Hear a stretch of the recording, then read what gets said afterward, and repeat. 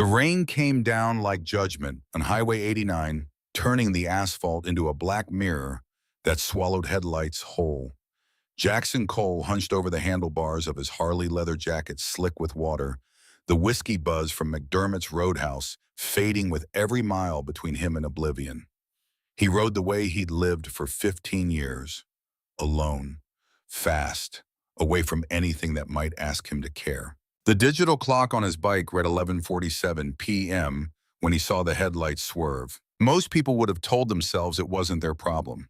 Most people would have kept riding, let someone else make the call, let someone else get involved. Jax had spent a decade and a half becoming most people. He perfected the art of looking away, of keeping his head down, of building walls so high that nothing could climb over them. Not grief, not guilt, not the ghost that whispered his daughter's name when he closed his eyes. But some instincts run deeper than self-preservation. The Honda Accord left the road at 60 miles an hour, airborne for 3 seconds, that stretched into eternity, then disappeared over to the embankment in a cascade of shattering glass and twisted metal. The sound cut through the rain like a scream, like the screams Jax had heard in Fallujah when the IED took out the Humvee in front of his, like the screams that still woke him at 3 a.m. drenched in sweat, reaching for a rifle that hadn't been in his hand since 2008. His hand hit the brake before his mind caught up. The Harley skidded sideways, back tire fishtailing on wet asphalt. He wrestled it to a stop on the shoulder, killed the engine, sat there in the sudden silence, broken only by rain hammering his helmet.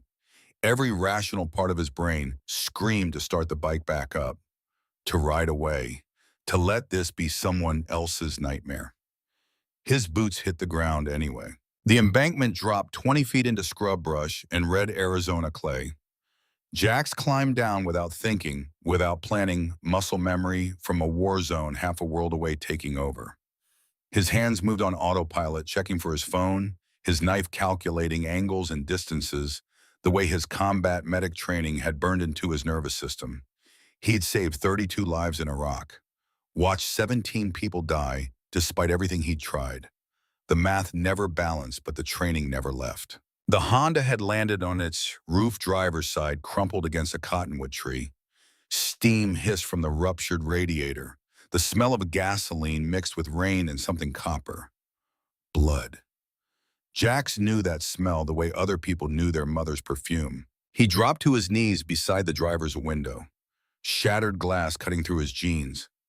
Inside, a woman hung upside down in her seatbelt, blonde hair matted with blood, eyes half open and glassy, early 30s maybe, wedding ring catching the light from Jax's phone flashlight, airbag deflated across her chest like a shroud. Jax's fingers found the woman's neck pressed against the carotid artery. Pulse, weak, thready, maybe 60 beats per minute when it should have been 80. Shock, internal bleeding. The woman had minutes, not hours. Ma'am? Jax's voice came out rougher than he intended, 15 years of silence and cigarettes turning it into gravel. Can you hear me? I'm going to get you out. The woman's lips moved. No sound came out except a wet, rattling cough that painted her teeth red. Jax pulled his phone, dialed 911 with shaking fingers. The operator answered on the second ring, all practice calm and procedural questions. Jax rattled off the location, the injuries, the urgency, his training overriding the panic that wanted to claw its way up his throat. Ambulance was 12 minutes out. This woman didn't have 12 minutes. Stay with me, Jax said, reaching through the broken window to grip the woman's hand. Cold. Already too cold. Help's coming! You hear me? Help's coming! The woman's eyes focused, suddenly locked onto Jax's face with desperate intensity. Her hand tightened around his fingers, surprisingly strong for someone bleeding out. Ruby, the word bubbled out through blood and broken teeth. My baby, Ruby. Jax's heart stopped. He spun, scanning the wreckage, and that's when he saw the small hand pressed against the rear passenger window. The back door had been thrown open in the impact, hanging by one hinge. A child crawled out onto the rain-soaked ground, maybe 6 years old, wearing a purple dress that had been white before the mud and blood. Red hair plastered to her pale face. green eyes wide with shock, unfocused, seeing everything and nothing. In her arms, she clutched a stuffed rabbit, gray fabric, floppy ears, button eyes, one ear torn, hanging by threads. Jax's world tilted sideways. He knew that rabbit, had bought one exactly like it at a Target in Scottsdale in 2009. Same brand, same green ribbon around its neck, same crooked smile stitched into its fabric face. He'd given it to Maya for her 5th birthday 3 months before the court took his daughter away and gave her to a stepfather who'd promised stability, structure, everything Jax couldn't provide. The little girl looked up at Jax, rain streaming down her face, or maybe tears, impossible to tell which. She held up the rabbit like an offering, like proof of something impossible. "You found him." Her voice was small, hollow, the voice of a child in shock. "I lost Clover at the park last month. How did you find him?" Jax opened his mouth, closed it. No words came. The rabbit in the girl's hands was impossible. Couldn't be the same one. Couldn't be Maya's rabbit, the one Jax still kept in a shoebox under his cot, the one he took out sometimes when the nightmares got bad and he needed to remember what he'd lost. But it was the same, down to the stain on the left foot where Maya had spilled grape juice, down to the missing button on the vest. The woman in the car made a sound between a cough and a sob. Jax turned back, saw the light already fading from her eyes. "Protect her." Blood spilled over the woman's lips, turned her words into a gurgle. "Don't let Victoria. Promise me. Promise." "I promise." The words came out automatic, a reflex from combat where you promise dying soldiers anything, everything, just to give them peace in their last moments. "I've got her. I won't let anyone hurt her." The woman's face relaxed. Her hand went slack in Jax's grip. Her eyes stared at nothing, seeing whatever came after leaving Jax, kneeling in broken glass and rain with a promise he didn't know how to keep. Jax pulled his hand free, checked for a pulse, already knowing what he'd find. Nothing. The woman was gone. Fast, at least. Jax had seen people die slow in the desert, screaming for their mothers, while their insides turned to soup. This was better. This was mercy. He turned to the little girl, Ruby, still standing there in the rain, holding that impossible rabbit. "Your mama." Jax had to force the words out. 15 years since he'd called himself a father, since he'd had the right to comfort a child. "She fought real hard, sweetheart. You understand, she fought to stay with you." Ruby's face didn't change. Shock had her in its grip, holding her together with threads as thin as the ones holding Clover's ear in place. "Is she sleeping?" Ruby asked. Jax had learned a long time ago that children knew the truth even when you tried to hide it. They could smell death the way animals could smell fear. There was no point in lying. "No, baby. She's gone." Ruby's face crumpled. The shock broke all at once and she started screaming. Not words, just sound. Pure grief torn from a body too small to contain it. She screamed until her voice went hoarse, until she couldn't breathe, until her legs gave out, and she collapsed into the mud, still clutching Clover like he was the only solid thing left in a world that had just get tilted off its axis. Jax moved without thinking, pulled the little girl against his chest, felt those small fists pound against his shoulders. He'd held dying men. He'd held soldiers who'd lost limbs, who'd lost friends, who'd lost their minds to the things they'd seen. But he hadn't held a child since Maya was 5, hadn't let himself get close enough to anyone small and helpless and trusting. Ruby's screams faded into sobs, huge gulping cries that shook her entire frame. Jax rocked her the way he used to rock. Maya whispered the things you whisper to broken children, even though the words felt like glass in his throat. "I've got you. You're safe, I promise, I've got you." Sirens cut through the rain, growing louder. Red and blue lights painted the scene in strobing color. 2 ambulances, 1 police cruiser, a highway patrol car. They descended on the wreckage like locusts, all flashing lights and urgent voices in the organized chaos of emergency response. A paramedic, young female name tag reading Rachel, knelt beside Ruby. "Hey there, sweetie. My name's Rachel. Can you tell me where it hurts?" Ruby's eyes found Jax's face. She didn't answer Rachel, didn't even look at her. Ruby. Rachel tried again, reaching for the girl's arm. Your feet are bleeding, honey. Let me look at them, okay? Ruby pulled away, pressed herself against Jax's chest so hard it hurt. Her small hand found Jax's jacket, gripped the leather with desperate strength. Jax put a hand on Ruby's shoulder, felt the child trembling like she'd shatter if anyone touched her wrong. She's scared. Give her a minute. We need to examine her. Rachel's voice stayed gentle but firm, professional, doing her job. Make sure there's no internal injuries. Ruby's grip tightened. She looked up at Jax with those green eyes that had seen too much known, too much lost, too much in the span of 10 minutes. Don't leave. 2 words, barely audible, but they hit Jax like shrapnel. He'd heard those words before. Maya had said them in the courthouse in 2009, said them over and over, while the bailiff pulled her away while Jack stood frozen behind the defendant's table, unable to fight, unable to move, unable to do anything but watch his daughter disappear into the custody of strangers who promised they'd take better care of her than her broken father ever could. Don't leave, don't leave, don't leave. Jax had left anyway, had let them take Maya because the judge said he was dangerous, unstable, unfit, had spent 15 years proving them right by running away from everything that might ask him to be more than the empty shell the war had left behind. I'm right here, he heard himself say. I'm not going anywhere. Rachel worked quickly, checked Ruby's pupils, her pulse, her breathing. Cleaned the cuts on her feet, wrapped them in gauze. Through it all, Ruby never let go of Jax's jacket.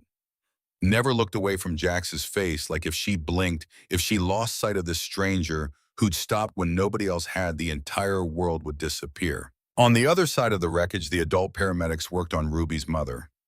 Jax heard the terms they used.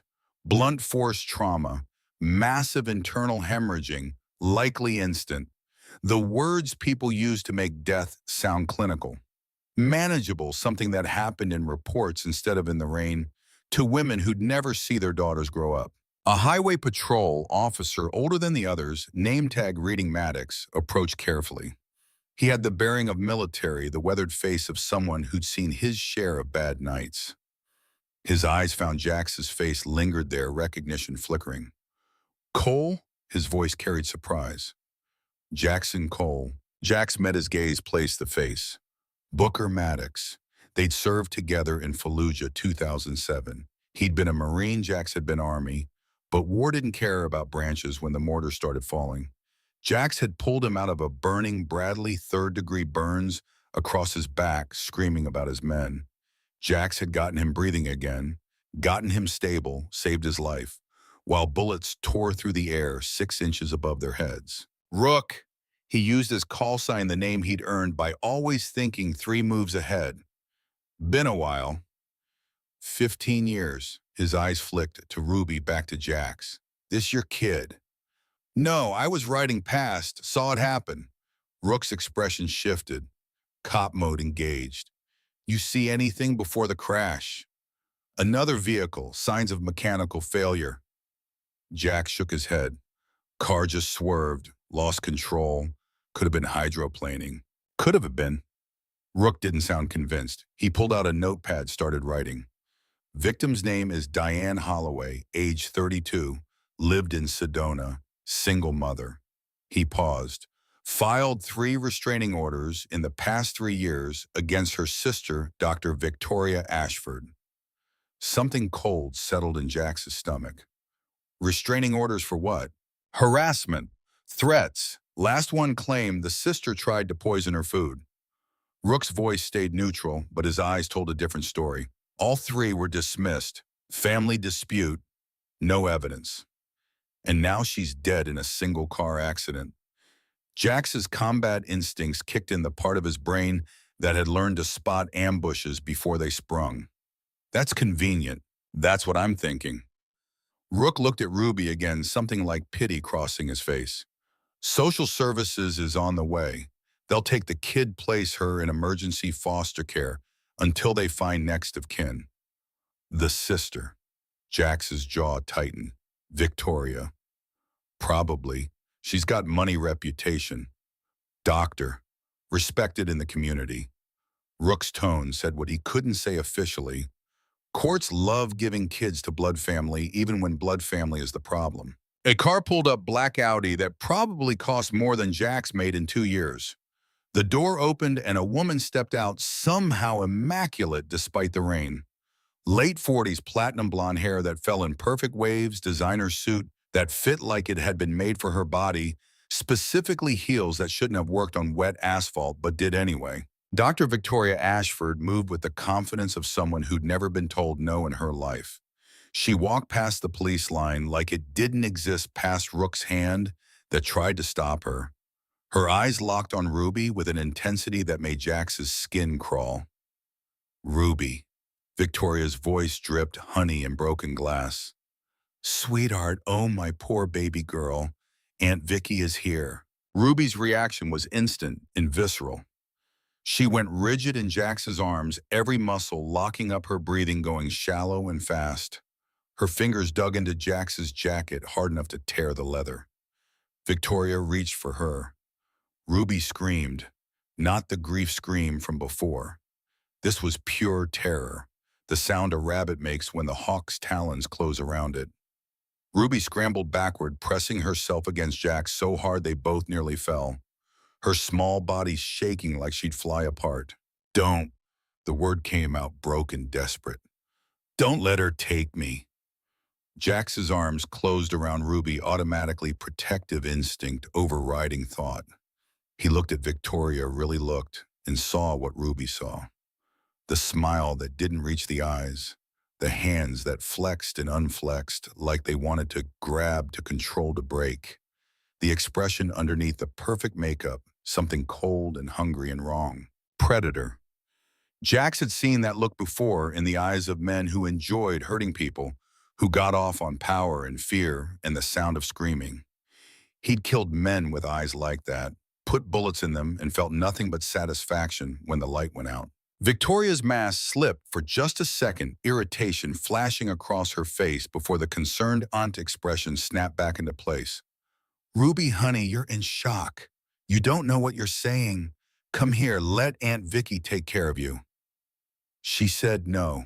Jax's voice came out flat, cold, the tone he'd used on insurgents who thought they could push him around. Back off. Victoria's eyes finally left Ruby, focused on Jax, with the kind of assessment people make when they're deciding how much of a threat you are. Calculating, measuring, coming to a conclusion that showed in the slight curve of her smile. And you are nobody. Jax held Victoria's gaze, didn't blink, didn't back down. Just someone who stopped. How noble. Victoria's smile sharpened. But Ruby is family, my niece, my responsibility. You're a stranger. So why don't you be a good Samaritan and step aside before this becomes a problem? Rook moved between them, hand on his belt near his radio. Dr. Ashford, I'm going to need you to wait over there while we process the scene. Social services will handle placement. I'm her family. Victoria's voice went hard, the honey burning away to show the poison underneath. I have rights, and we have procedures. Rook's tone matched hers. Step back or I'll have you removed from the scene. Victoria stared at him for a long moment, then at Ruby, then at Jax. Something passed behind her eyes, some calculation being made, some strategy forming. She smiled again, all warmth and understanding, and took 3 steps backward. Of course, Sheriff, I understand. I'll wait. She pulled out her phone, started typing. I'll just call my lawyer, make sure everything is handled properly. For Ruby's sake. She walked back to her Audi heels, clicking on wet asphalt, and leaned against the hood. Watching, waiting, like a cat watching a mouse hole. Jax felt Ruby's heart hammering against his chest, felt the little girl shaking so hard her teeth chattered. He looked down at those green eyes full of terror and saw Maya, saw his daughter at 5 years old being pulled away by strangers, while Jax stood frozen, unable to fight, unable to do anything but watch his whole world collapse. Not again. The thought came from somewhere deep, somewhere he'd buried 15 years ago under whiskey and isolation, in the comfortable numbness of not caring about anything or anyone. Not again. Not this time. A van pulled up county markings on the side. Social services.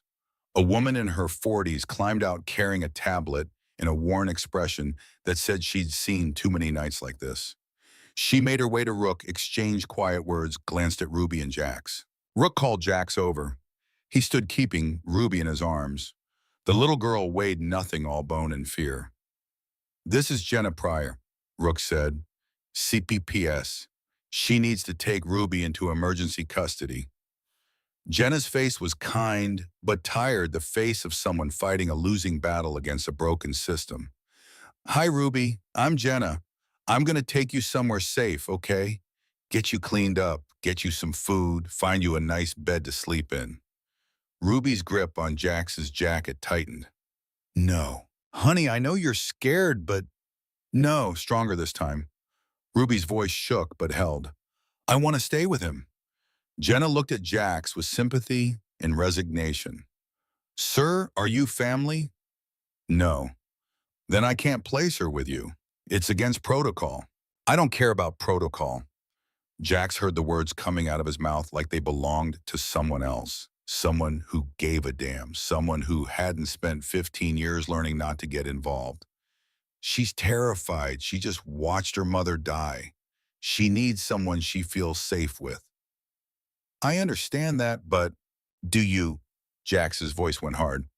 "Because from where I'm standing, you're about to hand a traumatized 6-year-old to a stranger and tell her it's for her own good. Maybe take a second and ask her what she needs instead of following the rule book." Jenna's jaw tightened. "I'm trying to do my job." "So am I." Jax didn't know what job that was anymore, but the words felt true anyway. Rook cleared his throat. "There's precedent for emergency placement with a non-family member if the child is in immediate distress and no suitable family is available. Dr. Ashford is available." Jenna gestured toward the Audi where Victoria waited patient as death. "She's blood family." "Did you see Ruby's reaction to her?" Rook's voice stayed level. "That's not distress. That's terror. You want that on your conscience when the kid ends up dead in a week." Jenna flinched. Her eyes went to Victoria, back to Ruby, seeing what she didn't want to see. The calculation happening behind her tired eyes was visible. Risk assessment, liability, the weight of a decision that could go wrong in 1,000 different ways. She sighed. 72 hours, that's all I can give you." She looked at Jax.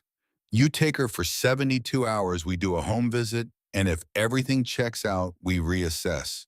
But you need to understand this is temporary. If Dr. Ashford files for custody, she'll likely get it. Blood family almost always wins." "I'll take what I can get." Jax looked down at Ruby, felt the little girl's arms around his neck, felt the trust he didn't deserve being placed in his damaged hands. 72 hours. Jenna typed into her tablet, made it official. "I'll need your information. Address, phone number, employment, criminal record, if any." Jax rattled off the details. Cole's Garage, Sedona, self-employed mechanic, 1 arrest, 2009 domestic disturbance charges dropped. PTSD on record. Lost custody of his daughter. Jenna's expression flickered. Doubt, concern, the look of someone realizing they might be making a terrible mistake. "I'll be there Monday morning at 9 a.m. for the home visit," Jenna said. "Your place better be suitable for a child, Mr. Cole. Clean, safe, appropriate. And if I see any signs that Ruby is being harmed or neglected, I will remove her immediately. Are we clear?" "Crystal," Jenna handed Jax a card, her personal number scrawled on the back. "Anything goes wrong, you call me. Day or night, I mean it." She walked back to her van, got in, drove away, leaving Jax standing in the rain with a 6-year-old stranger in his arms and a promise he had no idea how to keep. Rook moved closer, voice low, so only Jax could hear. "You sure about this?" "No. Your place is a garage loft. You live like a monk who took a vow of poverty. You don't do people, Jax. You barely do yourself." "I know." "Then why?" Jax looked at Ruby's face, saw the trust there, the desperate hope that this stranger who stopped when nobody else had would keep the monsters away. Saw Maya's face underneath the daughter he'd failed, the life he'd destroyed, because he was too broken to be what a child needed. Because I have to. Rook studied his face, searching for something. Whatever he saw made him nod slowly. Okay, I'll delay the report, give you time to get your place in order before Jenna shows up. And I'll look into Diane's death. See if my suspicions hold water. Thanks, Rook. Don't thank me yet. Victoria Ashford is connected Jax. Rich, powerful, respected. She wants Ruby. She's got the resources to take her. You're a PTSD-riddled mechanic with a criminal record and a history of losing custody battles. On paper, you're the worst option. I know. Just making sure you understand what you're getting into. Jack shifted Ruby's weight, felt the little girl's breast steady against his neck. Exhaustion was taking over now, shock giving way to the crash that came after. Ruby's eyes drooped, fighting to stay open, losing the battle. I understand. He carried Ruby to his. Harley looked at the bike, looked at the sleeping child in his arms. No way to make that work safely. Rook saw his problem, pulled out his keys. Take my truck. I'll ride the Harley back, drop it at your place. You don't have to. Yeah, I do. Call it payback for Fallujah. He pressed the keys into Jax's free hand. Get her somewhere safe. I'll deal with the scene. Jax loaded Ruby into the passenger seat of Rook's F-150, buckled her in carefully. The little girl didn't wake up lost to the kind of sleep that comes after trauma, deep and dark, and full of nightmares that would surface later. He climbed into the driver's seat, started the engine, pulled away from the scene. In the rearview mirror, he saw Victoria still standing by, her Audi phone pressed to her ear, eyes tracking the truck as it disappeared into the night. The drive to Cole's garage took 20 minutes.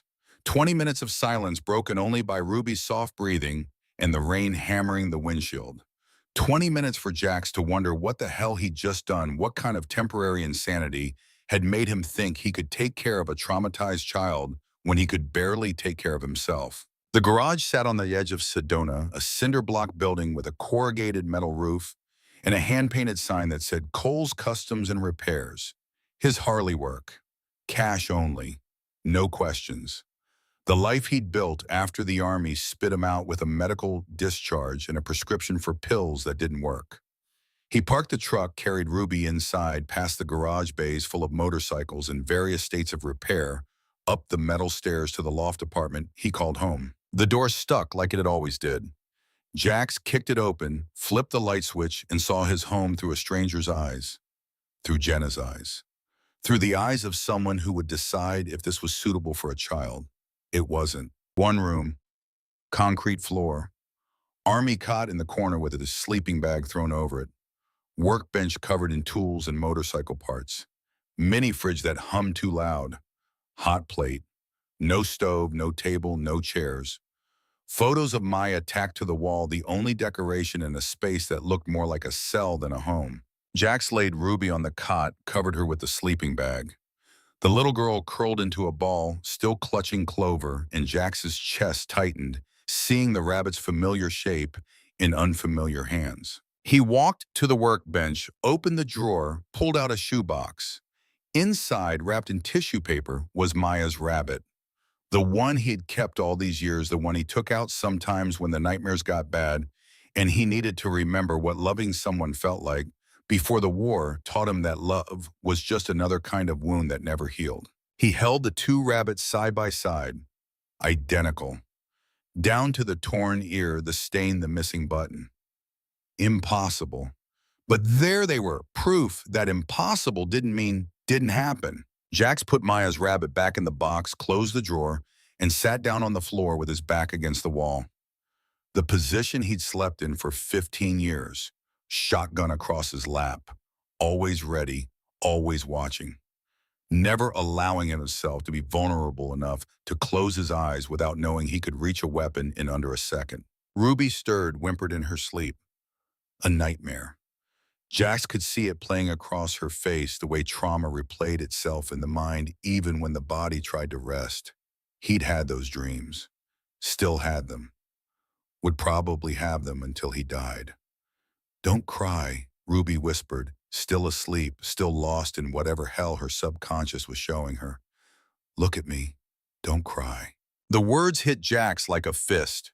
Maya's words. The last thing his daughter had said before they took her away. Don't cry, Daddy. Look at me, Jax had cried that day. Had broken down in the courthouse in front of the judge and the lawyers and Maya's stepfather-to-be. Had proven everyone right about him. Unstable, dangerous, unfit. He hadn't cried since. Ruby's eyes opened unfocused, searching the darkness. They found Jack sitting against the wall and filled with fresh panic. You're still here. Not a question, a realization, like she'd expected to wake up alone. I'm still here. You're not going to leave. No, Diane. Promise, that word again, promise. The word Jax had said to Diane Holloway while she bled out in a wrecked car. The word that had put a 6-year-old in his care and a target on his back. I promise, with does. Ruby's eyes closed again, but her hands stretched out from under the sleeping bag, reaching across the space between the cot and the wall. Jax took it, felt those small fingers wrap around his with surprising strength. They stayed like that as the rain hammered the roof and the night stretched toward dawn. Jack sitting against the wall with a shotgun in his lap and a child's hand in his, wondering what the hell he was going to do. When the sun came up and reality hit. Wondering how he was going to protect Ruby from Victoria when he hadn't been able to protect Maya from anything. Wondering if maybe this time he could be something other than the broken man the war had left behind. His phone buzzed. Text message from an unknown number. You made a mistake, Mr. Cole. Ruby belongs with family. I'll give you until Monday to come to your senses. After that, I'll take what's mine. Enjoy your 72 hours. Jax deleted the text, but the words stayed. Victoria wasn't going to give up. Wasn't going to let some stranger with a Harley and a hero complex interfere with whatever plans she had for her niece. Jax looked at Ruby sleeping fitfully on the cot at the rabbit that shouldn't exist at his own scarred hands, holding the hand of a child who'd chosen to trust him for reasons that defied logic. He'd failed Maya, had let the system take her, had let his fear and his damage turn him into exactly what everyone said he was.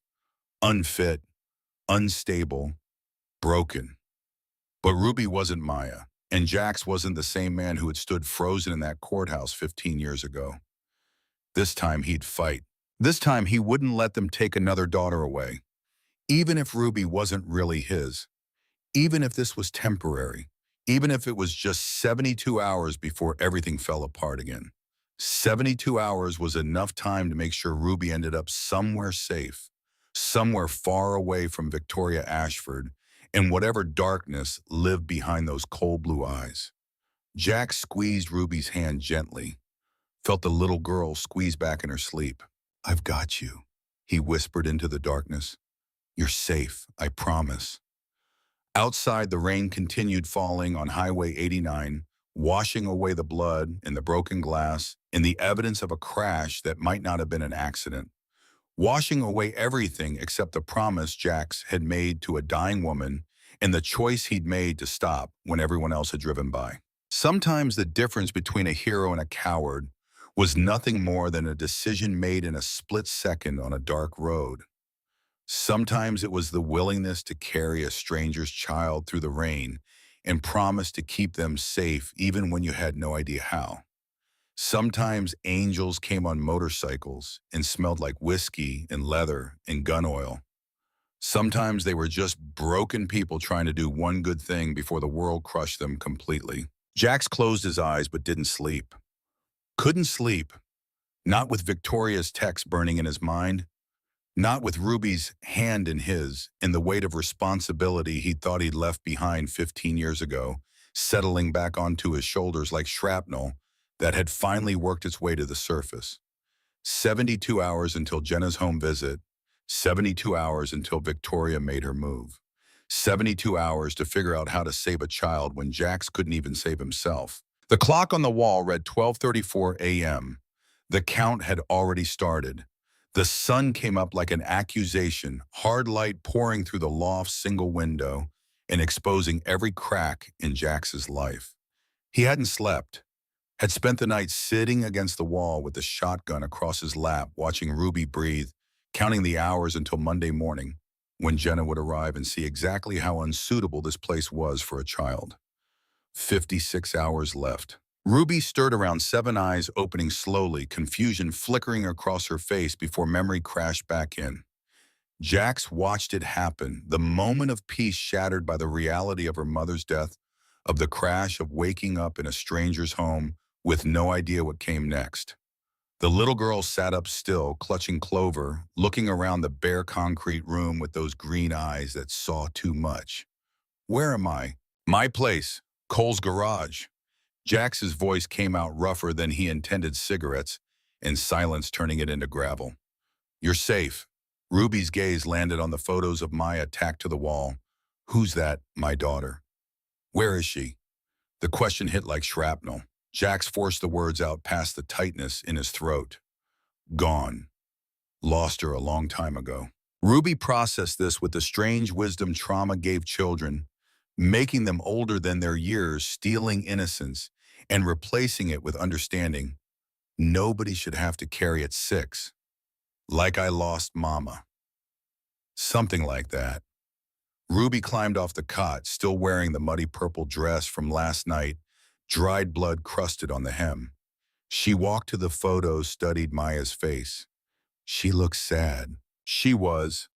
Jack stood, joints creaking, body reminding him he was 47 and had spent the night on concrete. You hungry? Ruby nodded, small and hesitant, like she was afraid the answer might be wrong. Jax opened the mini fridge, stared at the contents. Beer, energy drinks, a takeout container he couldn't remember ordering. Nothing a child should eat, nothing anyone should eat really, but Jax had stopped caring about nutrition around the same time he'd stopped caring about most things. He grabbed his jacket, his keys. Come on, we'll get breakfast. The diner on Highway 89 served food that would kill you slow, but at least it was hot. Jax ordered pancakes for Ruby, coffee for himself, and watched the little girl eat with mechanical precision, fork to mouth, chew, swallow, repeat. No enjoyment, just fuel. The way soldiers ate in combat zones when food was survival, not pleasure. You don't have to finish it if you're not hungry, Jack said. Ruby looked up, syrup on her chin, eyes wary. Mama said wasting food was wrong. Your mama's not here. You eat what you want, leave what you don't. Ruby set down her fork like she'd been given permission to stop pretending, and the relief on her face made Jax's chest ache. They sat in silence, Ruby pushing pancake pieces around her plate, Jax drinking coffee that tasted like burnt regret. Jax's phone buzzed, text from Rook. Pulled the crash report. Something's off. Brake fluid was low, almost empty. Could be leak, could be sabotage. Need forensics. Also, Victoria filed for emergency custody this morning. Hearing is Monday 9 a.m., same time as your home visit. Jax read the message twice, felt the trap closing. Victoria had planned this.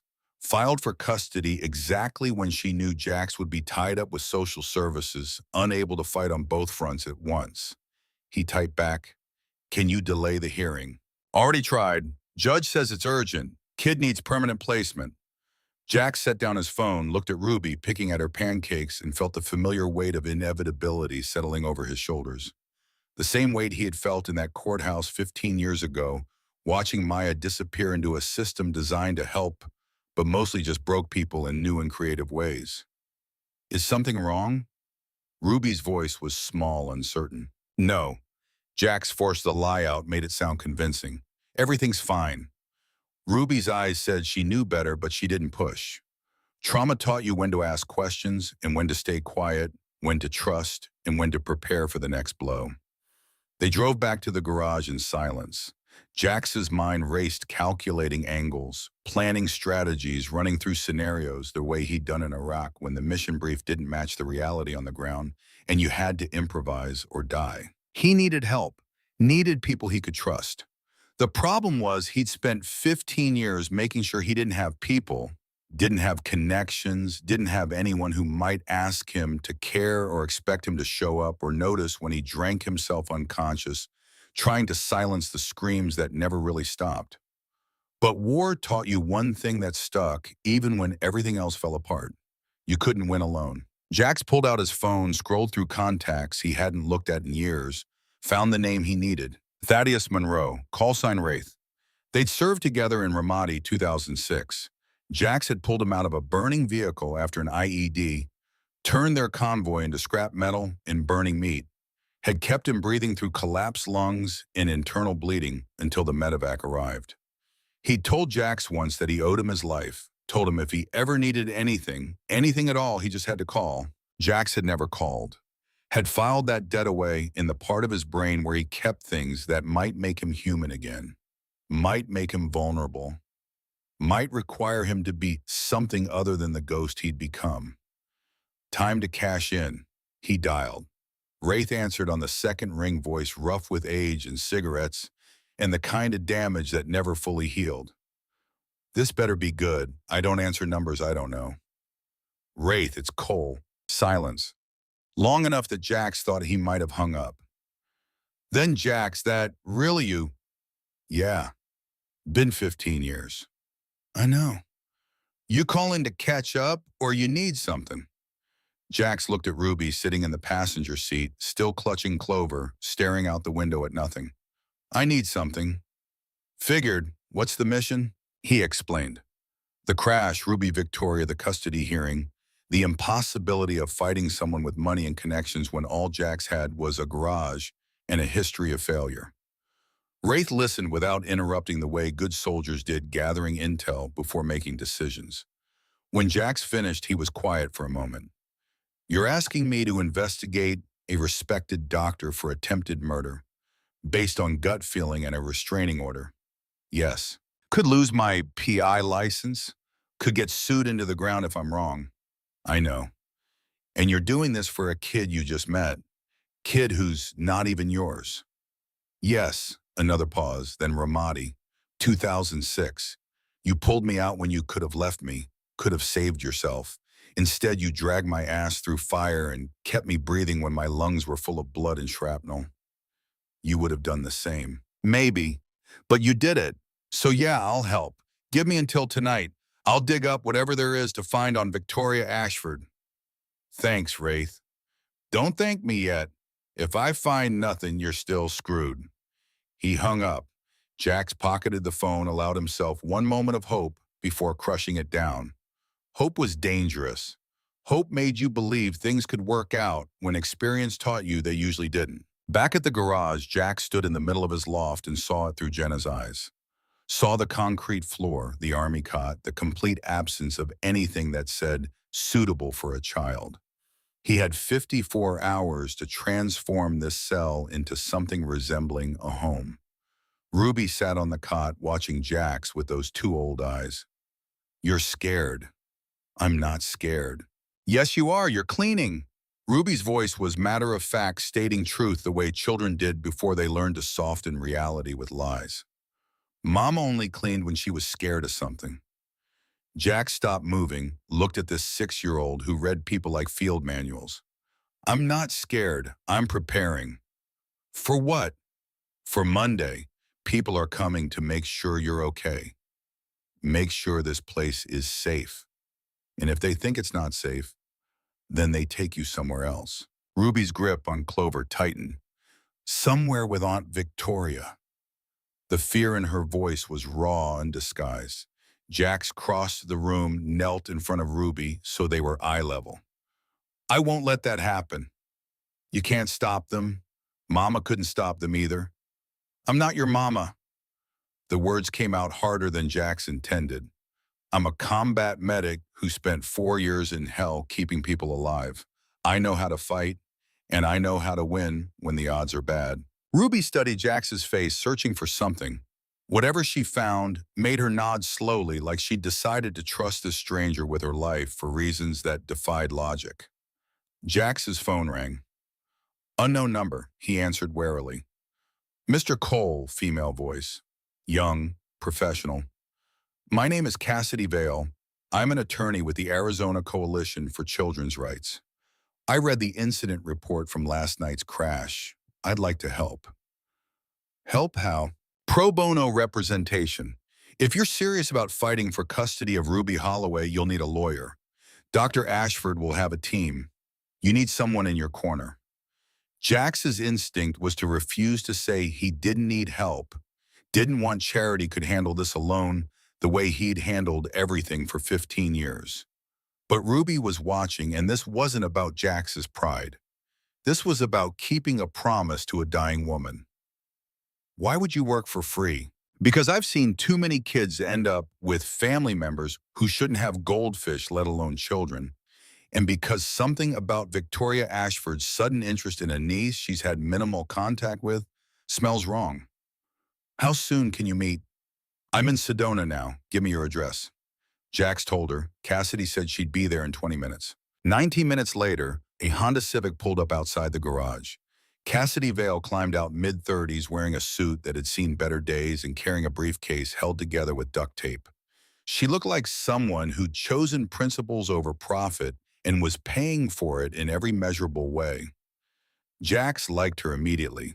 They sat at the workbench, Ruby coloring on scrap paper Jax had found while Cassidy laid out the reality of their situation. Victoria Ashford is a well-respected psychiatrist. Clean record. No criminal history. On paper, she's the ideal guardian. Cassidy pulled out a file photos of Victoria receiving awards, speaking at conferences, smiling for cameras with politicians and community leaders. She's also filed emergency custody on the grounds that Ruby has no other living family and needs immediate placement with someone stable. And me, you have a record, PTSD, lost custody of your own daughter. You're exactly the kind of person courts worry about. Cassidy's voice stayed neutral, stating facts without judgment. But you also have something Victoria doesn't. What's that? Ruby trusts you, and in custody cases involving trauma, the child's preference carries weight. Not decisive weight, but weight. Jax looked at Ruby, saw the little girl watching them while pretending to color. She's 6. They'll listen to a 6-year-old. Judge Brennan will. She's got a reputation for actually caring about what kids want, not just what looks good on paper. Cassidy pulled out more files, legal documents Jax didn't understand. But we need more than Ruby's preference. We need evidence that Victoria is unfit. Rook mentioned restraining orders. 3 of them. All dismissed. That's not enough. Cassidy tapped the files. We need proof Victoria is dangerous.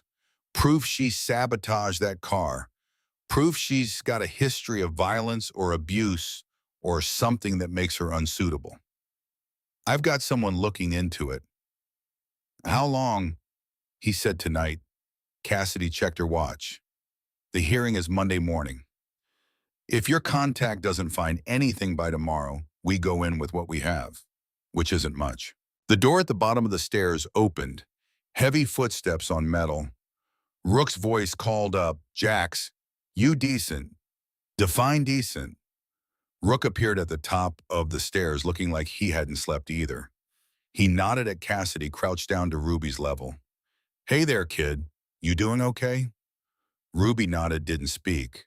Rook didn't push. He straightened, looked at Jax. Got the forensics report on the car.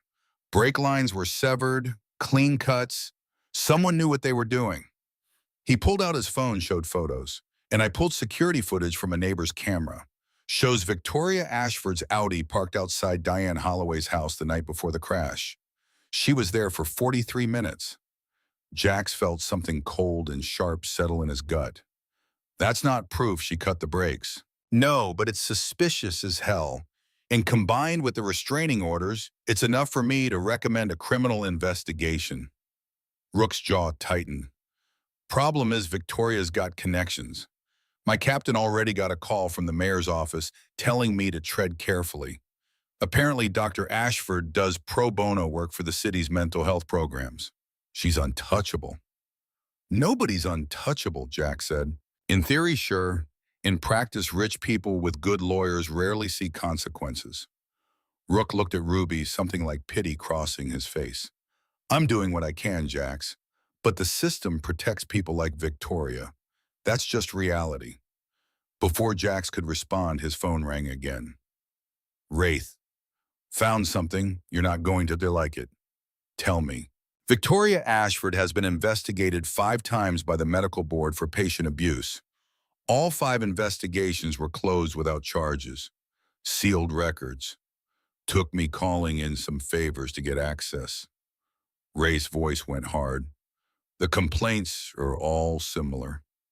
Gaslighting, medication manipulation. One patient claimed Victoria convinced her she was schizophrenic when she wasn't, kept her on antipsychotics for 2 years.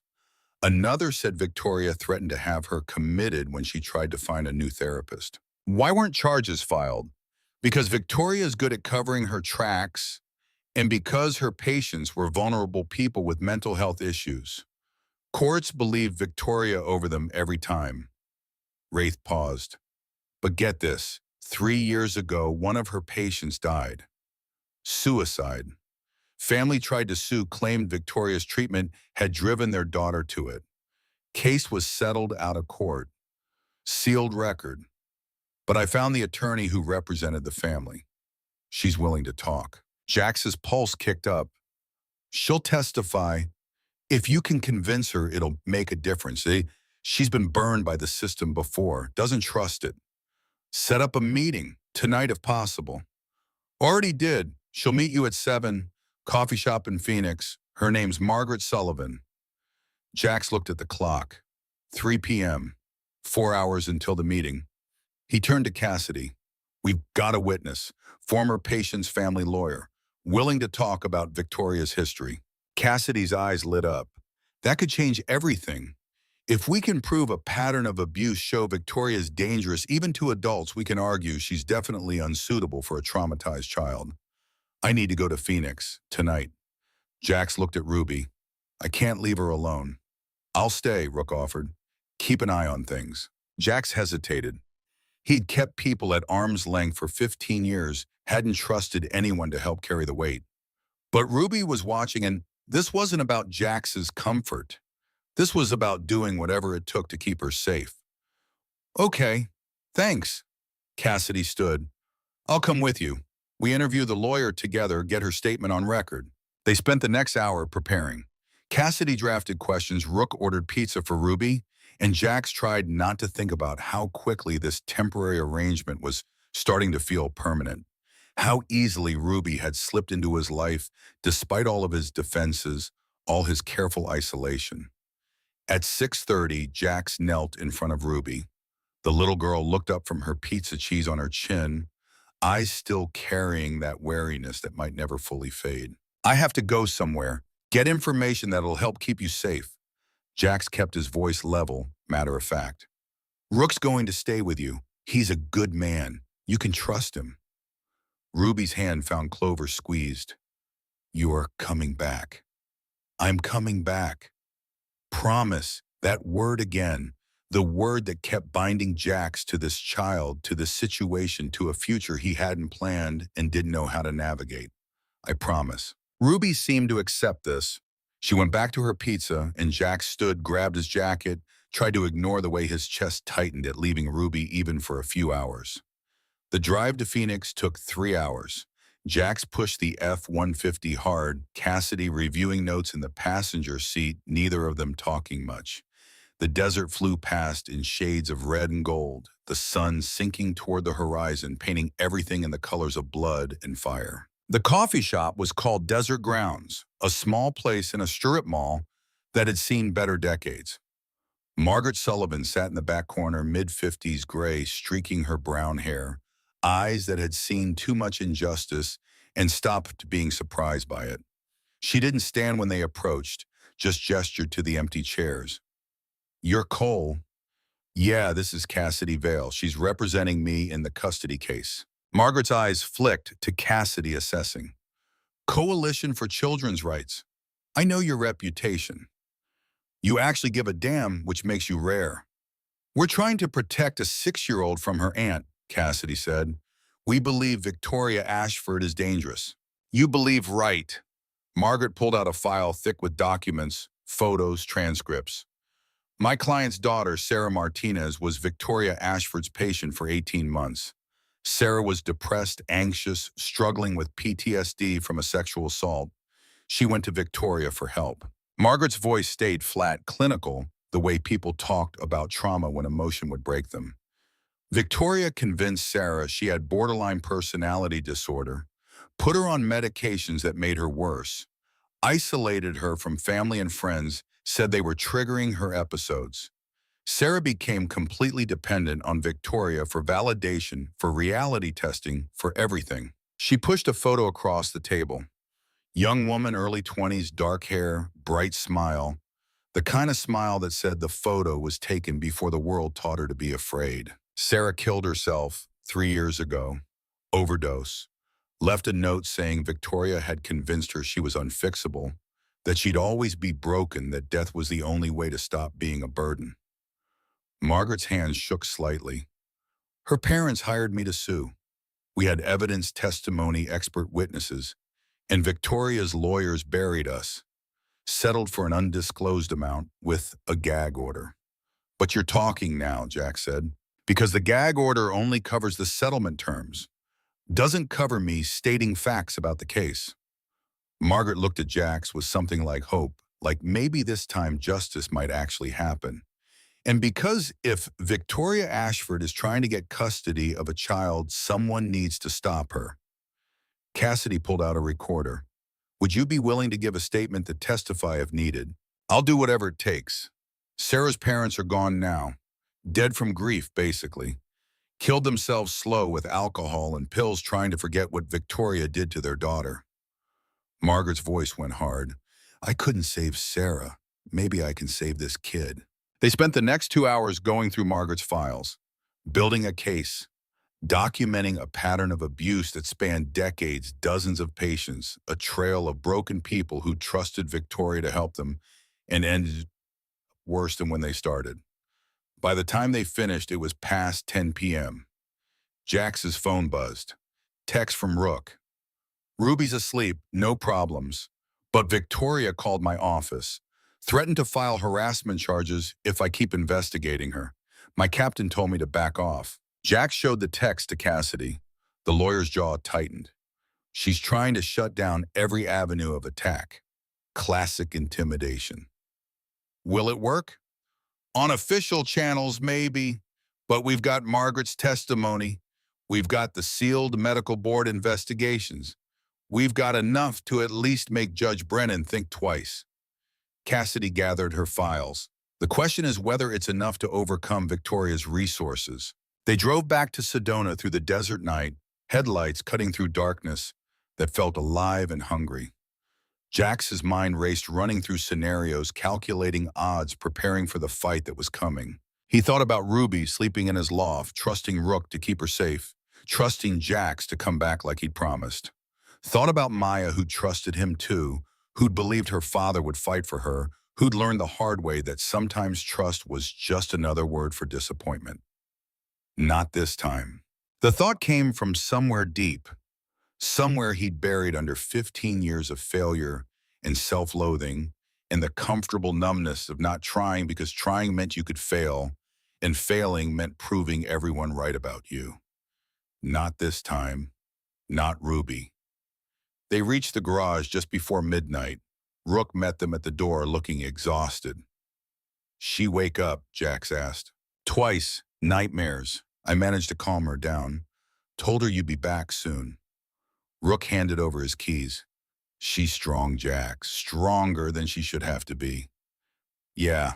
Rook left.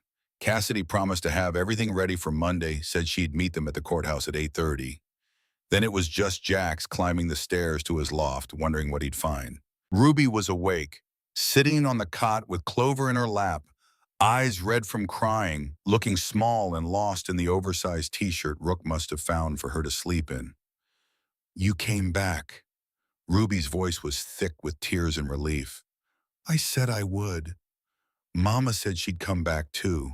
From the store, from work, from everywhere. Ruby's hands twisted in Clover's ears, but she didn't. Jax crossed the room, sat on the floor in front of the cot. I know. And I can't promise nothing bad will ever happen. Can't promise I won't die or get hurt or disappear. Life doesn't work that way. Then why did you promise to come back? Because I meant it at the time. And because right now, in this moment, I'm here. That's all anyone can really promise. Right now. Ruby processed this with that strange wisdom trauma gave children. Is Aunt Victoria going to take me? Jax thought about lying, about offering reassurance he couldn't guarantee. But Ruby deserved truth. She's going to try. She's got money lawyers' connections. She's going to make it hard for me to keep you. But you'll fight, yes, even though I'm not really yours. The question hit harder than Jax expected. He looked at this 6-year-old stranger who'd somehow wrapped herself around his dead heart in the span of 48 hours, who'd chosen to trust someone who didn't deserve trust, who'd seen Jax's damage and decided it was safer than Victoria's perfection. You're not mine on paper, but that doesn't mean I'm going to let anyone hurt you. Ruby climbed off the cot, wrapped her small arms around Jax's neck. The hug was fierce, desperate, full of fear and hope, and the kind of trust that could destroy you if you let it. Jax held her, felt those thin shoulders shake with silent tears, and wondered when exactly he'd stop being able to walk away from this. When exactly a promise to a dying stranger had turned into something real and raw and terrifying. Don't cry, Ruby whispered against Jax's shoulder. Look at me. Jax pulled back, met those green eyes full of pain and courage. I'm looking. Are you crying? Jax touched his face, felt wetness there, salt on his fingers. The first tears in 15 years falling for a child who wasn't his, for a promise he had no business making, for the possibility that maybe he could be something other than the broken thing the war had left behind. Yeah, kid, I'm crying. Ruby wiped Jax's tears with her small hands. Mama said crying means you still care. Said it means you're not broken all the way through. Your mama was smart. I know. Ruby's voice cracked. I miss her. I know you do. They sat together on the floor while the night pressed against the windows and the clock ticked toward Monday morning, toward the custody hearing that would decide Ruby's future, toward the moment when Jax would either prove he could be what this child needed or fail the way he'd failed Maya, the way he'd failed everyone who'd ever trusted him to be strong. 50 hours left. Jax looked at Ruby falling asleep against his shoulder, felt the weight of responsibility settling over him like body armor, heavy and restrictive and absolutely necessary. He'd spent 15 years running from being a father, from the pain and vulnerability, an inevitable failure that came with loving someone small and helpless and trusting. Had convinced himself he was better off alone, that isolation was strength, that not caring was the only way to survive. But Ruby's hand in his, Ruby's breath soft against his neck, Ruby's trust placed in his damaged hands made all those lies impossible to maintain. Jax carried her to the cot, tucked her in, sat back down on the floor with the shotgun across his lap. Ready, watching, protecting this child who'd chosen him for reasons that still made no sense. His phone buzzed. Text from a blocked number. Tomorrow night, midnight, your garage. Come alone, or Ruby pays the price. Jack stared at the message ice flooding his veins. Victoria wasn't waiting for Monday, wasn't playing by the rules, was making a move tonight in the darkness when nobody would see and nobody could stop her. Jax deleted the text, checked the shotgun's load, and settled into wait. If Victoria wanted Ruby, she'd have to go through Jax first. And Jackson Cole had spent 4 years in hell learning how to make people regret threatening what was his. The war had taught him to kill. Tonight, if necessary, he'd remember how. Midnight came like a held breath, the desert air gone cold and still outside the garage. Jack sat in darkness, shotgun across his lap, every sense on high alert. The kind of alert that came from years of waiting for mortars to drop, for insurgents to breach the wire, for the world to explode without warning. Ruby slept on the cot behind him, clutching Clover's small chest, rising and falling, with the rhythm of innocence Jax had lost somewhere between Fallujah and the courthouse where they took Maya away. The text had been clear. Midnight. Come alone. Or Ruby pays. Jax had no intention of being alone. Rook sat in his truck, 3 buildings down, watching the road. Wraith was positioned on the roof of the machine shop across the street, night vision scope, giving him clear line of sight to the garage entrance. Cassidy had wanted to call the police file for emergency protection, go through proper channels. Jax had said no. Victoria played the system like a concert pianist.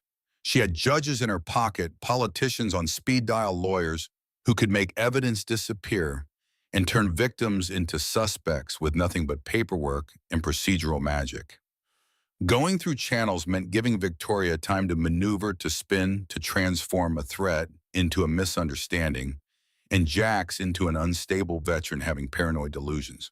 So they'd wait, let Victoria make her move, catch her in the act with witnesses who couldn't be bought or intimidated, assuming she showed it all. The text could be a bluff, a psych op designed to keep Jax off balance before Monday's hearing.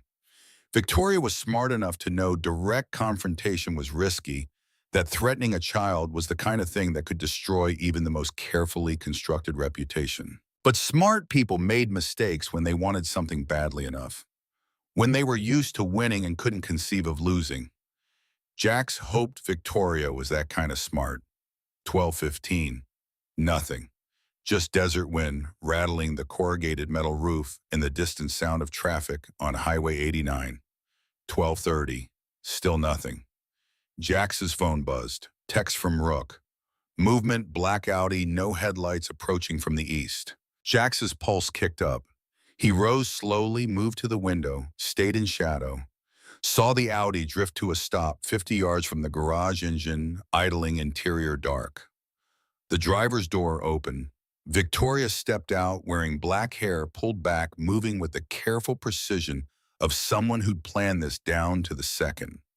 She glanced around, scanning for witnesses, for cameras, for anything that might document what she was about to do. She didn't look up, didn't see Wraith on the roof with his scope trained on her, didn't notice Rook easing out of his truck 2 buildings down. Victoria walked to the garage door, tried the handle. Locked. She pulled something from her pocket, small and metallic. Lock picks. Of course she knew how to pick locks. Probably learned it the same way she'd learned to cut brake lines, to poison food, to hurt people in ways that looked like accidents or suicide or anything except murder. The lock clicked. Victoria slipped inside the garage bay, disappeared into darkness. Jax's hand tightened on the shotgun. He moved to the top of the stairs, looked down into the garage below, saw Victoria's silhouette moving between the motorcycles heading for the stairs, one hand in her pocket, holding something Jax couldn't see. "I know you're up there," Victoria's voice carried in the darkness, smooth and calm and utterly rational. The voice of someone who'd spent decades convincing people to trust her while she destroyed them. "We need to talk, just the two of us, about what's best for Ruby." Jax stayed silent. Let Victoria climb the stairs. Let her think she had the advantage. Let her get close enough that whatever she was planning would be unmistakable. Victoria reached the top of the stairs, stood in the doorway to the loft, backlit by the streetlight outside. She looked at Ruby sleeping on the cot, at Jax standing between them with a shotgun, and smiled. "Pointing a weapon at me, how very predictable." Victoria's tone suggested she was dealing with a misbehaving child, someone who needed to be corrected gently but firmly. "You're not going to shoot me, Mr. Cole. You're smarter than that. Try me. If you were going to shoot, you'd have done it already. You're a medic. You save lives, you don't take them." Victoria took a step forward. "Even in Iraq, your record shows 0 confirmed kills. You patch people up. You didn't pull triggers." Jax's jaw tightened. Victoria had researched him, pulled his military records, knew exactly which buttons to push. "You're right. I saved lives, which is why I'm not letting you near Ruby. Ruby is family. My niece. My blood." Victoria's voice went hard beneath the professional veneer. "You're a stranger who happened to stop at an accident. That doesn't give you rights. Diane gave me rights. Her last words were a promise I made to protect Ruby from you." Diane was mentally ill, paranoid. She imagined threats that didn't exist. Victoria's hand came out of her pocket holding a syringe. Clear liquid. Jax's medic training identified it instantly. Sedative. Probably midazolam. Fast-acting. Strong enough to drop an adult, definitely strong enough to put a 6-year-old into chemical unconsciousness. I'm taking Ruby tonight. Victoria's mask dropped completely, showing the thing underneath. Cold. Hungry. Wrong. You can make this easy by stepping aside, or you can make it difficult. Either way, she's coming with me. Over my dead body. If necessary. Victoria moved faster than Jax expected, lunging toward Ruby with the syringe raised. Jax moved faster. 4 years of combat had burned reflexes into muscle memory that didn't require thought. He swung the shotgun like a club, caught Victoria across the forearm, sent the syringe flying. It hit the wall, shattered liquid running down concrete. Victoria stumbled back, clutching her arm, face contorted with rage. You broke my wrist! You'll live. Jax racked the shotgun chambered around, the sound unmistakable in the enclosed space. Now get out before I decide you won't. Victoria's eyes went to Ruby, still sleeping somehow. Through the confrontation, lost in whatever dreams or nightmares filled a traumatized child's mind. Something like longing crossed Victoria's face, twisted and possessive, and absolutely nothing like love. She was supposed to be mine. Victoria's voice cracked, years of carefully controlled rage spilling out. Diane promised. When we were kids, when we planned our futures, she said I could have her first daughter. Said she knew I couldn't have children of my own, and she'd give me hers. Jax's blood went cold. Ruby's not property. She's not something you give away. But Diane did give her away. To a husband who left. To a life of running and hiding and paranoia. Victoria's laugh was broken glass. And then she had the audacity to deny me what she'd promised. To file restraining orders. To tell people I was dangerous. You are dangerous. You killed her. I liberated her. Victoria's eyes were fever-bright, divorced from reality, seeing something Jax couldn't. She was weak, always weak, couldn't handle the life we should have had together. So I freed her, and now Ruby is mine, like she always should have been. Behind Victoria, Rook appeared at the top of the stairs, weapon drawn, face carved from stone. Phoenix PD is 2 minutes out. You need to surrender now. Victoria spun, saw Rook, saw the gun, saw her plan collapsing. She moved toward Ruby anyway, desperation overriding survival instinct. Jax fired, not at Victoria, at the ceiling above her head. The shotgun blast was deafening in the enclosed space, raining concrete dust and the sound of violence that couldn't be ignored or explained away. Victoria froze. Ruby woke screaming. And the recorder in Jax's pocket, running since Victoria had entered the garage, captured everything. The confession, the syringe, the attempted kidnapping, all of it on digital file that couldn't be sealed or suppressed or made to disappear by expensive lawyers. Sirens cut through the night. Red and blue lights painted the garage in strobing color. Officers poured in, weapons drawn, shouting commands.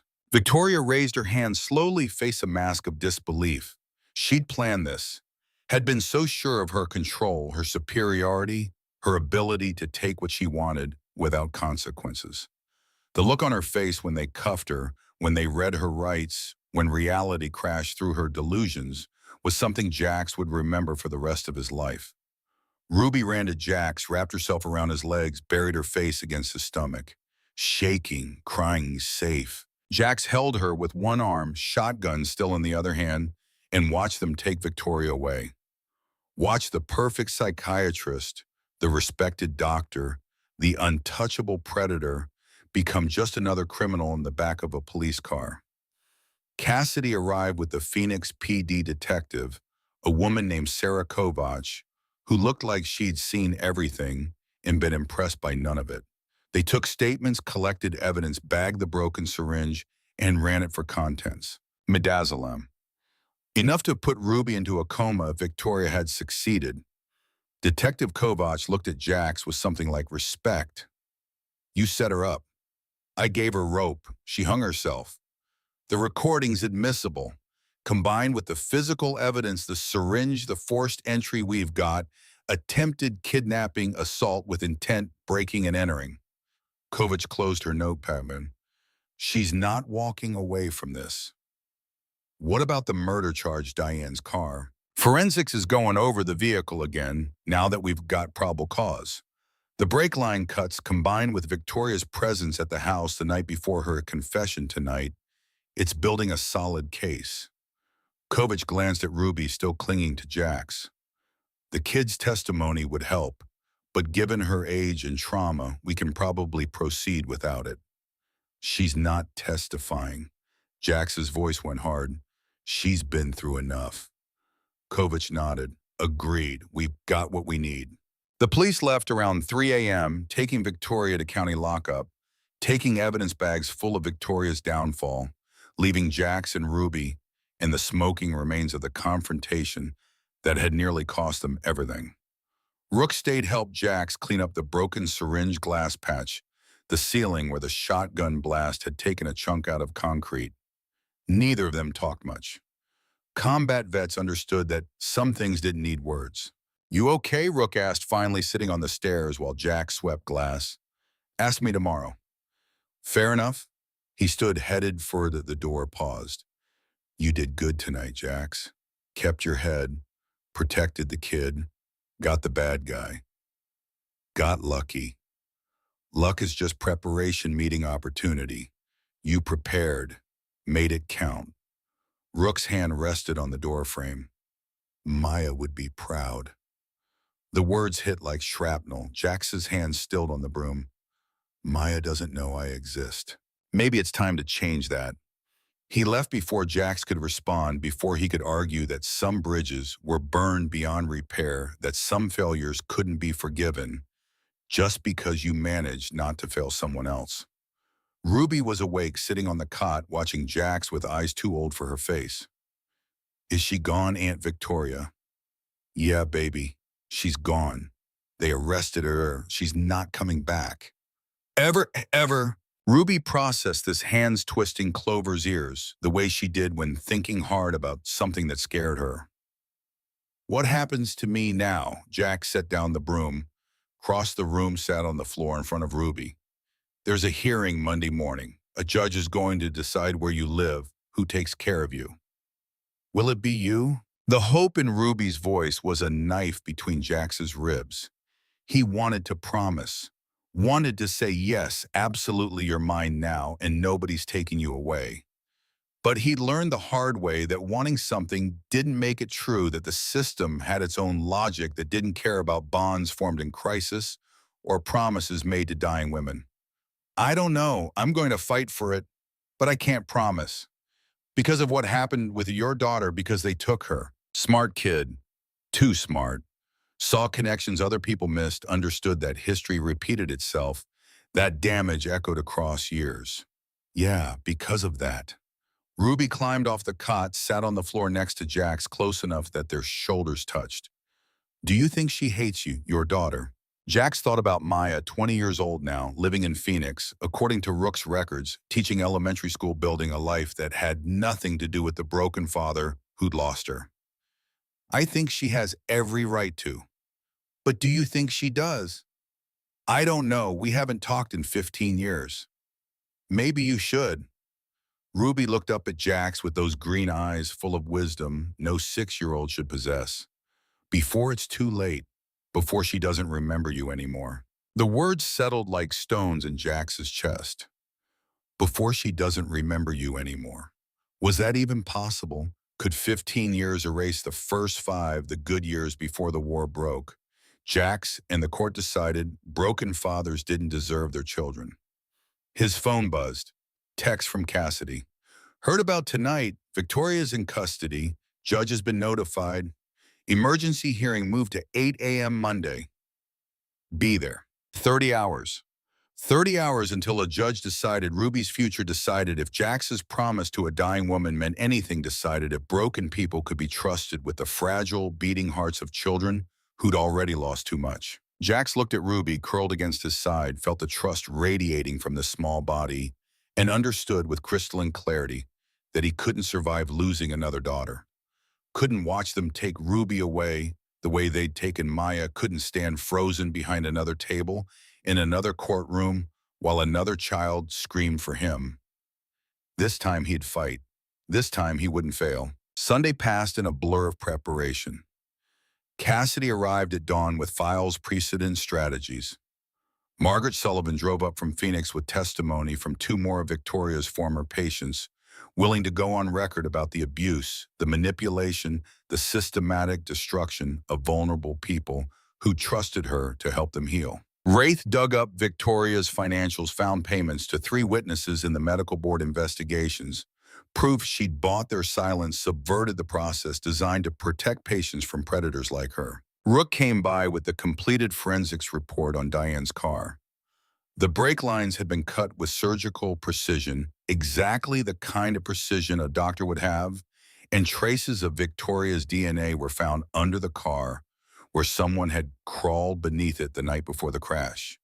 They built a case, stacked evidence, prepared for war. Ruby watched it all happen from the cot, coloring pictures of angels on motorcycles, of families that included a man with short hair and scars on his wrists, of futures that might exist if the universe was kind enough to let broken people save each other.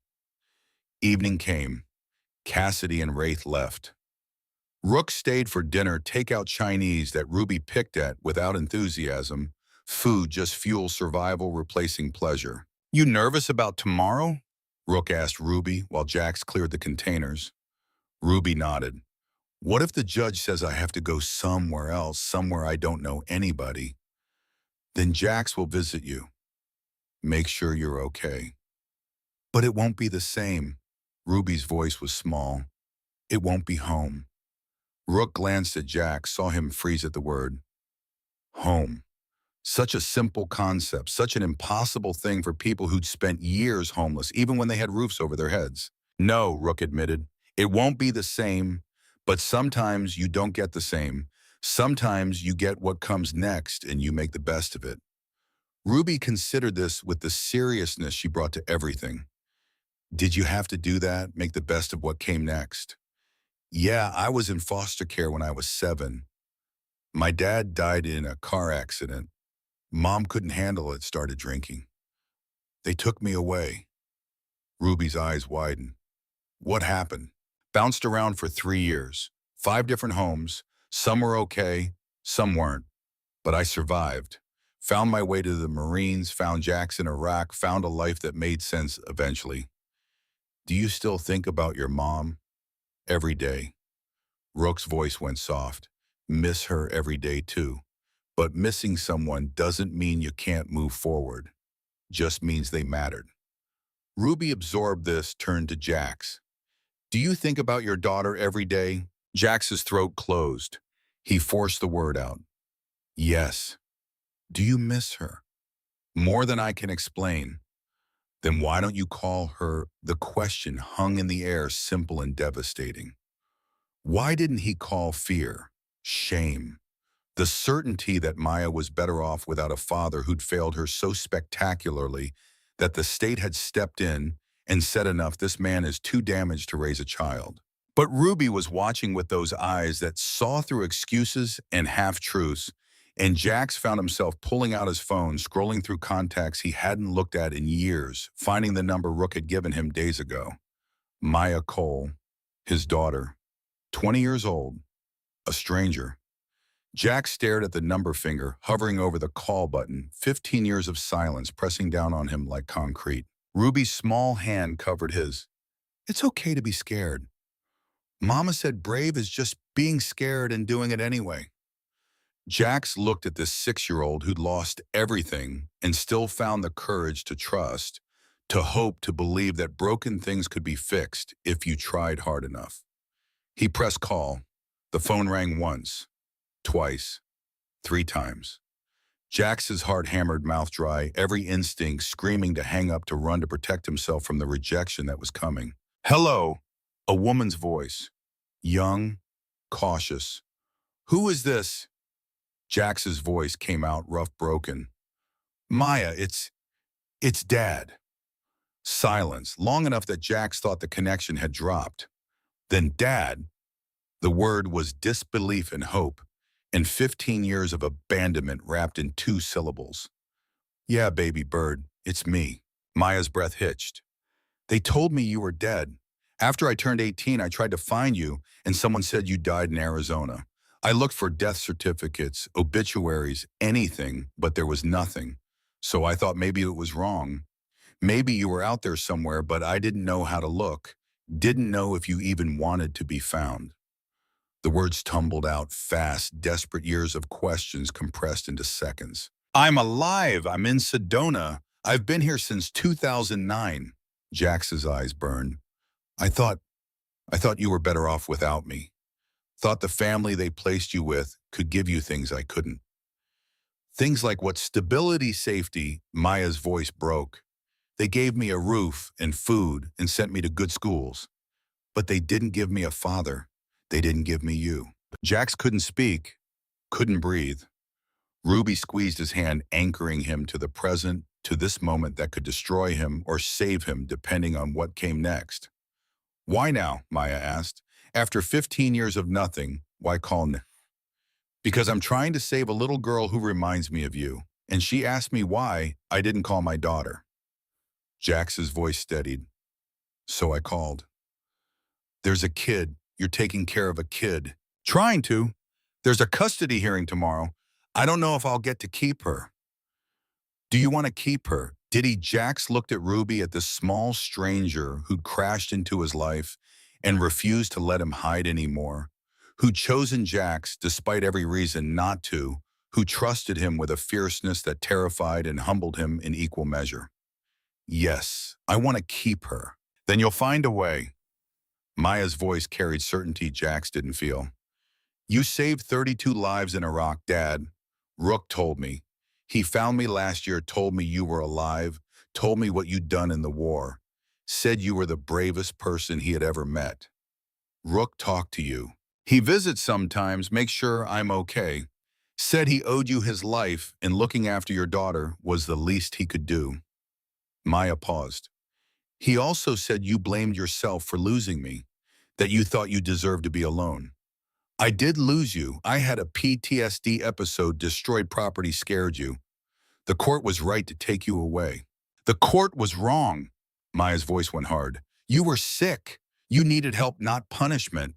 They should have gotten you treatment, given you support, not ripped me away from the only parent who'd ever actually loved me. The words hit like artillery. Jax's vision blurred. You don't hate me. I could never hate you. Maya was crying now, too. Jax could hear it. I missed you every single day. Wondered where you were, if you thought about me, if you regretted having me. Never. Not for 1 second did I regret you. They cried together across the phone line, 15 years of grief and loss and love that had survived despite everything trying to kill it. Ruby tugged Jax's sleeve. Is she coming? Your daughter. Jax looked at Ruby, at Rook watching from the doorway, at the future opening up in front of him like a road he thought was closed forever. Maya, there's someone who wants to meet you. If you're willing to drive to Sedona, I can be there in 3 hours. The hearing's tomorrow morning at 8. If you come tonight, I'll be there in 2 hours. Maya hung up. Jax sat holding the phone, shaking, feeling like the ground had shifted beneath his feet, like the world had tilted, and he was falling upward instead of down.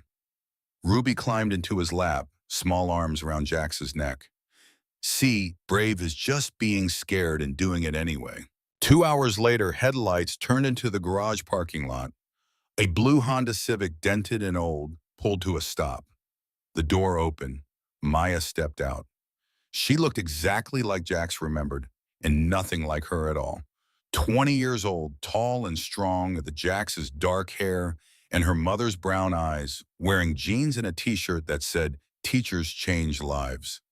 They stared at each other across 15 years of silence. Then Maya ran, crossed the distance between the car and the garage in seconds, threw herself at Jax, held on like if she let go, they'd both disappear. Jax held his daughter and broke. Every wall he'd built, every defense he'd constructed, every piece of armor he'd used to keep the world at arm's length shattered. He sobbed into Maya's shoulder while his daughter whispered the things daughters whisper to fathers who've been gone too long. I missed you. I love you. I'm here. I'm not leaving. We're okay. We're going to be okay. Ruby watched from the stairs, Clover clutched to her chest, eyes wide. Maya saw her over Jax's shoulder, smiled through tears. You must be Ruby. Ruby nodded suddenly, shy. I'm Maya, Jax's daughter. Maya pulled back from Jax, wiped her eyes. And if he's fighting to keep you, that means you're family, which means I'm fighting too. The next morning dawned clear and cold. Arizona sun cutting through thin clouds like judgment. Jax dressed in the only clean clothes he owned, jeans and a button-down shirt that almost looked presentable. Maya helped Ruby into a dress Cassidy had brought yesterday, dark blue appropriate for court.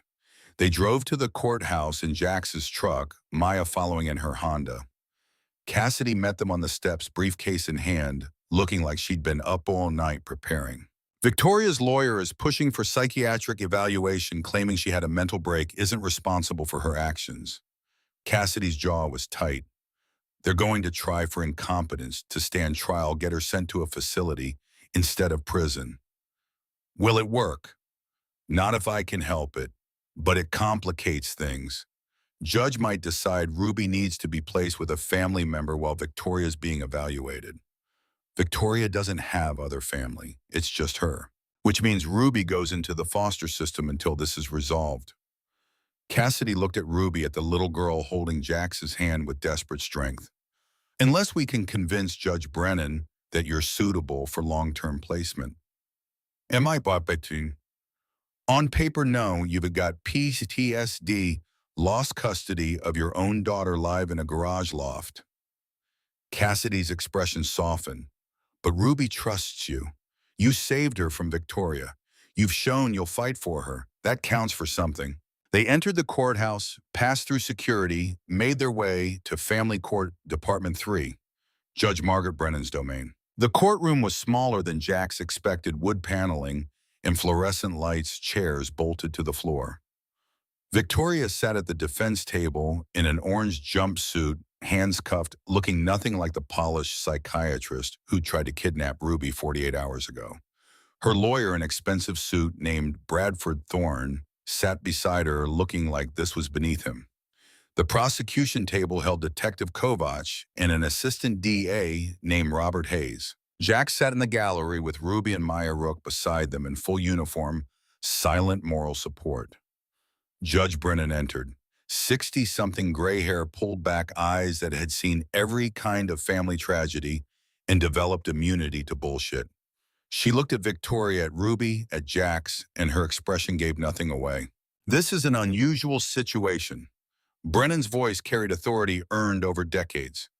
We have criminal charges pending against Dr. Ashford, custody questions regarding the minor child Ruby Holloway, and an emergency placement that needs to be resolved. Let's start with the criminal matter. Dr. Ashford, you're charged with attempted kidnapping, assault, breaking and entering, and we're expecting murder charges to be filed regarding your sister, Diane Holloway. How do you plead? Victoria stood looking small and broken in the jumpsuit. Not guilty by reason of mental defect, Your Honor. Brennan's eyebrow rose. You're a psychiatrist, Dr. Ashford. You're claiming you didn't understand your actions were wrong. I was experiencing a dissociative episode. I wasn't in control. Victoria's voice was trembling, fragile, perfectly pitched to elicit sympathy. I loved my sister. I would never hurt her. I loved Ruby. I just wanted to protect her. By breaking into Mr. Cole's residence with a syringe full of sedatives, I wasn't thinking clearly. The grief over Diane's death, the stress of the custody dispute, it triggered something in me. Brennan looked unimpressed. We'll let a jury decide that. Bail. The people request remand, Your Honor. The ADA stood. Dr. Ashford is a flight risk with significant financial resources, and the evidence suggests premeditation, not mental defect. Agreed. Remanded to county pending trial. Brennan's gavel came down. Now let's address the custody matter. Ruby Holloway, age 6, currently in emergency placement with Jackson Cole. Mr. Cole approach. Jack stood legs steady despite the fear crawling up his spine. He'd faced insurgents and IEDs and the kind of chaos that turned people inside out. He could face a judge. Brennan studied him. You have a record, Mr. Cole. PTSD, history of violence, lost custody of your own daughter. Why should I trust you with Ruby? Jax met the judge's eyes, didn't flinch. Because I stopped when nobody else did. Because I kept a promise to a dying woman. Because Ruby chose me, and I'm choosing to fight for her. That's not evidence of fitness. No, Your Honor. But the past 72 hours are. I protected Ruby from her aunt. I got her to safety. I worked with law enforcement to stop a predator who had been hurting people for decades. I'm not perfect, but I'm here, and I'm not giving up. Brennan's expression shifted slightly. Not quite approval, but something close. Ms. Vale, you're representing Mr. Cole. Cassidy stood. Yes, Your Honor. We're requesting permanent custody be granted to Mr. Cole with 6-month review. On what grounds? On the grounds that Ruby has no other suitable family, that she's bonded with Mr. Cole, and that Mr. Cole has demonstrated both capability and commitment. Cassidy pulled out files. We have testimony from Sheriff Maddox's character references from Mr. Cole's Army unit and evidence that he's been attending therapy for his PTSD. That last part was a stretch. Jax had gone to 2 VA appointments in 15 years, but Cassidy was fighting, and in court, you used every weapon available. Brennan flipped through the files, her face unreadable. And what does Ruby want? All eyes turned to the little girl sitting in the gallery, clutching Clover, looking small and scared and brave. Ruby, can you come up here, please? Brennan's voice went gentle. Ruby walked to the bench, had to stand on tiptoes to see over it. Brennan smiled, the first warmth she'd shown. Hi, Ruby. I'm Judge Brennan. Do you know why we're here today? Ruby nodded. Can you tell me in your own words? You're deciding where I live, who takes care of me now that Mama's gone. That's right, and where would you like to live? Ruby looked at Jax, at Maya sitting beside him, at the possibility of family that had appeared out of nowhere and refused to disappear no matter how impossible it seemed. With Jax and Maya, I want to stay with them. Why? Because Jax stopped when everyone else kept driving. Because he promised Mama he'd keep me safe, and he did. Because he's brave even when he's scared. Ruby's voice strengthened. And because he loves me. Not because he has to. Because he wants to. Brennan's eyes were suspiciously bright. She looked at Jax, at Maya, at Rook, in the gallery, nodding his support. Mr. Cole, if I grant custody, you understand this is permanent? This isn't temporary placement. This is you becoming Ruby's legal guardian with all the responsibilities that entails. Jax's chest tightened. Permanent. The word he'd been afraid to hope for, the future he'd convinced himself he didn't deserve. I understand, Your Honor. And you're prepared to provide a stable home, appropriate education, emotional support, everything a child needs. Yes. Brennan looked at Ruby. And you, Ruby, you understand that if I say yes, Jax becomes your guardian, not your father exactly, but the person responsible for you. Ruby nodded, like an angel. Angels don't have to be related to protect you. Brennan smiled. No, I suppose they don't. She shuffled papers, made notes, took a breath that seemed to carry the weight of every decision she'd made in 30 years on the bench. I'm granting custody to Jackson Cole with 6-month review to ensure stability and appropriate care. Mr. Cole, you'll meet with social services monthly, maintain your therapy appointments, and provide Ruby with everything she needs to heal from her trauma. Jax couldn't breathe, couldn't process. The words didn't seem real. Ruby Holloway, you are now in the legal custody of Jackson Cole. Congratulations to you both. The gavel came down. Ruby ran to Jax, jumped into his arms, wrapped around him like she'd never let go. Maya was there too, arms around both of them, crying and laughing and whispering, thank God, thank God, thank God. Jax held them both, his daughter and the child who'd become his, in the span of a week. and felt something shift inside his chest. Something that had been frozen for 15 years cracking, melting, turning into something warm and alive and terrifying. Hope. Rook approached hand on Jax's shoulder. Proud of you, Jax. I didn't do anything. The judge, the judge saw what I see. Someone who stopped running long enough to save a kid. That's everything. They left the courthouse into Arizona sunshine that felt different than it had an hour ago. Brighter, fuller of possibility. Ruby held Jax's hand on one side, Maya's on the other, connecting them like a bridge across 15 years of separation. What happens now? Ruby asked. Jax looked at his daughter, at the child he'd saved, at the future opening up in front of them like Highway 89 stretching toward the horizon. Now we go home, figure out what normal looks like. I don't know what normal is, Ruby said. Neither do I, baby. Jax squeezed her hand. But we'll figure it out together. 3 months later, Jack stood in the garage bay watching Ruby help Maya change the oil on a Harley Small, hands learning the work, learning that broken things could be fixed if you had the right tools and enough patience. The loft had changed, still concrete and minimalist, but now there were 2 beds, a small table, drawings taped to the walls showing angels on motorcycles and families that didn't match any traditional definition, but worked anyway.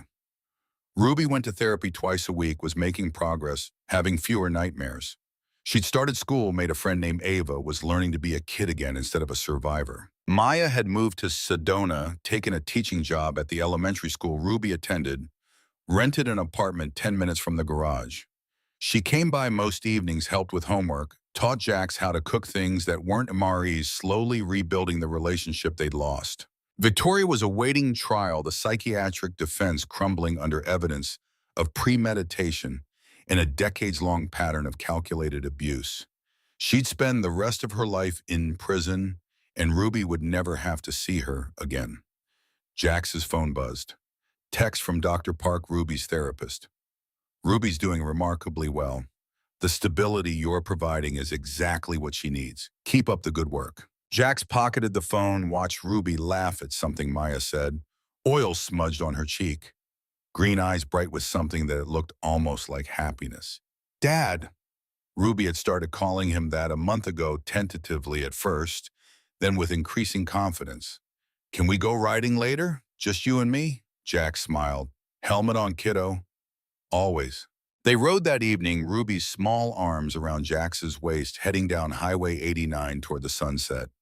Past the place where they'd met, where a dying woman had made Jax promise to protect her daughter, where a stranger had stopped when everyone else drove by.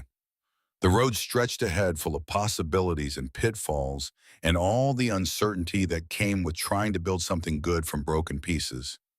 But Jax wasn't afraid anymore. He had his daughters, both of them. The one he'd lost and found again, and the one who'd found him when he wasn't looking. He had Rook and Wraith and Cassidy, and a network of people who'd helped him when helping made no sense, who'd believed in him when he couldn't believe in himself. He had a future that didn't look like the past, didn't involve running or hiding or drinking himself unconscious, trying to forget what the war had done to him. Ruby's voice cut through the wind. Don't cry, Dad. Look at me. Jack smiled, eyes wet behind his riding goggles. I'm looking, baby. I'm right here. Good, because angels don't disappear. They stay. That's what makes them angels. And Jackson Cole, combat medic, PTSD, survivor, father to 2 daughters who'd chosen to love him despite every reason not to, rode into the Arizona sunset, knowing that sometimes the difference between broken and whole was just one decision. One moment when you stopped running, one child who needed you to be brave, one promise that you kept no matter the cost. He'd spent 15 years believing he was too damaged to deserve redemption, too broken to be trusted with anything fragile or precious or worth protecting. Ruby had proven him wrong. Maya had proven him wrong. And maybe finally Jax could believe it too.